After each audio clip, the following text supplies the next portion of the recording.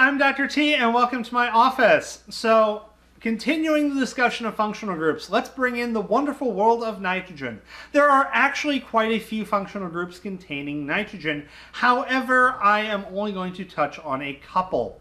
The first and most straightforward is that of the amine. An amine is going to be a nitrogen replacing a hydrogen and then attaching itself to other hydrogens or multiple carbons, because a nitrogen can bond to 3 atoms. So in this case, if you have what's known as a primary amine, that is a case where you have a nitrogen, it is bound to 1 carbon and 2 hydrogens.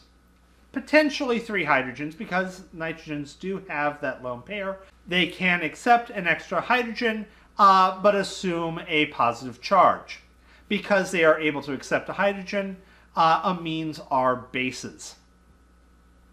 Now, nitrogen can, instead of having 1 carbon attached to it, have 2 carbons attached to it. In that case, we call this a secondary amine. Tertiary amine would, of course, be a nitrogen with 3 carbons attached to it. A quaternary amine is a nitrogen with 4 carbons attached to it.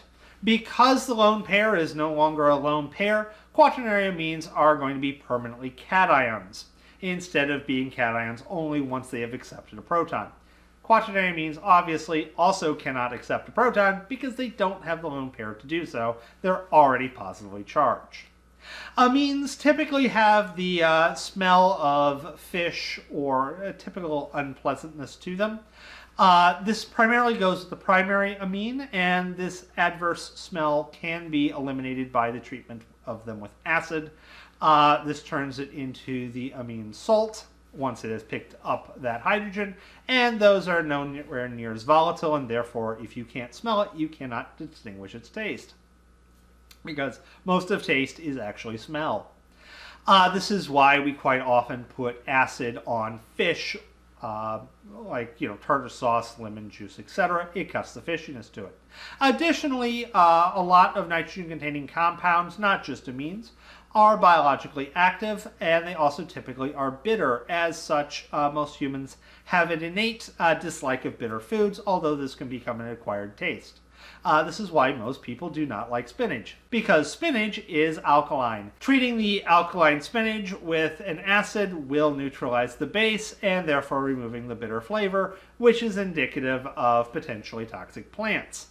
Although spinach is not toxic. It's reasonably healthy for you, but, not Popeye level healthy. Okay, I want to touch on one other nitrogen functional group, and that is the amide. And amide is going to be a carbonyl directly attached to an amine. So now we are taking 2 functional groups and sticking them together, because of course we are. Okay, so in this case you've got a carbonyl, you've got the nitrogen, they're attached to each other. You'll see this quite often in proteins, as this is the functional group that connects amino acids together. As far as functional groups go, this is mildly interesting, adds a little bit of polarity, and interestingly enough has a resonance structure such that it doesn't rotate on what you would expect to be a single bond, because it's resonance with the double bond of the oxygen. Otherwise, that's all I'm covering for nitrogen, so have a wonderful day, and I will see you later in videos.